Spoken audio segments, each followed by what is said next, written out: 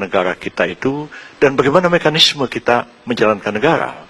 Kalau tidak, maka negara itu akan menjadi amatiran. Maka negara itu akan menjadi amatiran. Maka negara itu akan menjadi amatiran. Itulah yang terjadi pada pemerintahan ini. Itulah yang terjadi pada pemerintahan ini. Itulah yang terjadi pada pemerintahan ini. Jadi, penjiwaan, pendalaman, hal-hal seperti itu sangatlah penting.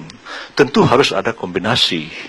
Kalau sebagian besar kabinet itu terdiri dari orang-orang yang tidak punya pemahaman bernegara, tidak punya pengalaman menyelenggarakan negara, tidak menjiwai hakikat kehidupan bernegara itu, makanya terjadilah kekacauan. Lalu apa yang harus kita lakukan di tengah sistem yang memang sudah seperti itu? Pada hemat saya memang presiden yang memang harus mempunyai satu kewibawaan yang besar. Memang presiden punya keterbatasan-keterbatasan seperti diatur oleh konstitusi dan undang-undang.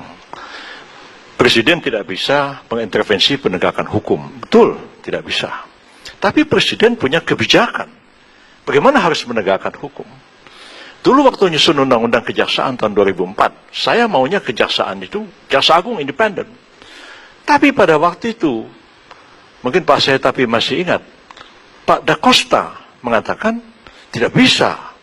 Sebab presiden akan dipilih langsung dan presiden punya kebijakan menegakkan hukum. Karena itu Jaksa Agung harus seorang presiden. Mulanya kita mau Jaksa Agung seperti Kapolri, diajukan begitu. Dan itulah yang terjadi. Maka lahir Undang-Undang 16 2004 itu, Jaksa Agung ada di tangan presiden. Memang, saya waktu itu mengatakan begini, Jaksa Agung itu memang bawahan presiden, diangkat presiden, tanggung jawab pada presiden, tapi kewenangan Jaksa Agung menegakkan hukum bukan bersumber dari presiden, tapi bersumber dari undang-undang. Karena itu Jaksa Agung bisa menangkap presiden. Itu pikiran kita pada waktu itu. Tentu presiden tidak bisa nyuruh KPK, tidak bisa nyuruh polisi, nyuruh ini. Tapi presiden ketika dihadapkan kepada dilema keributan institusi antara KPK dengan polisi dengan kejaksaan, presiden yang berwibawa, dia bisa panggil semua itu untuk bicara. Memang saya tidak bisa mencampuri tugas Anda. KPK independen. Mahkamah Agung independen. Tapi kalau hukum ini kacau, dibikin andai-andai, orang di luar negeri tidak tahu siapa KPK, siapa jaksa. Yang tahu presidennya goblok. Yang tahu presidennya goblok. Yang tahu presidennya goblok. Karena itu presiden harus punya satu kewibawaan dan harus punya satu pemahaman. Betul-betul dia paham menyelenggarakan negara ini. Sudah cukuplah kita bereksperimen, ya. Mulai dari Gus Dur, Megawati, Jokowi, kita bereksperimen. Sebagian besar rakyat kita masih percaya kepada mysticism. Ya, kalau orang ini jadi presiden, negara otomatis gemah ripah loh jinawi, tata tentrem Karto Raharjo, dan seterusnya. Seperti mistik. Negara ini harus dikelola secara rasional dan kita harus punya kecerdasan yang tinggi memecahkan persoalan-persoalan yang kita hadapi. Jadi saya tidak sependapat kalau mengatakan ya kegaduhan itu juga sesuatu yang baik. Kegaduhan itu justru menghabiskan energi kita, hal-hal yang tidak perlu, berdebat kusir yang gak jelas. Beda dengan debat tahun 35 polemik kebudayaan, Takdir, Arwin Pane berdebat. Atau debat tahun 52 antara Syahrir, kemudian Sumitro Jaya Hadikusumo, Yusuf Wibisono, Safruddin Prawira Negara, berdebat tentang arah pembangunan ekonomi. Cerdas debatnya. Sekarang kita debat hal-hal yang tidak substansial.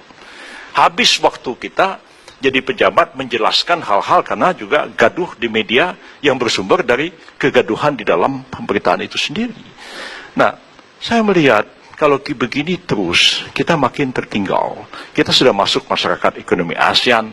Presiden kita menganggap, ya jangan dimanjakan, jangan diprotes, biar kompetisi. Padahal konstitusi kita mengatakan negara melindungi segenap bangsa dan tumpah darah Indonesia. Tidak bisa rakyat itu diberikan suruh bersaing sama orang Singapura, bersaing sama orang Malaysia. Habis dilibas bangsa ini.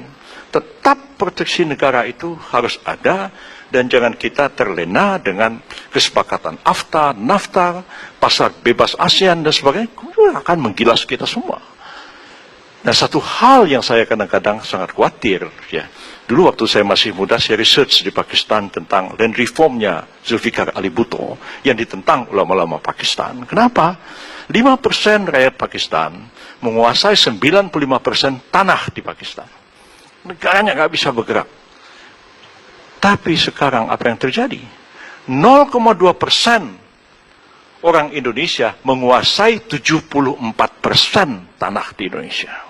Melalui konglomerasi PT itu, PT ini, real estate, pertambangan, perkebunan sawit, HPH, dan sebagainya. Ini cuma tinggal bom waktu. Apalagi yang 0,2% itu, maaf kalau pakai bahasa lama, itu non pribumi.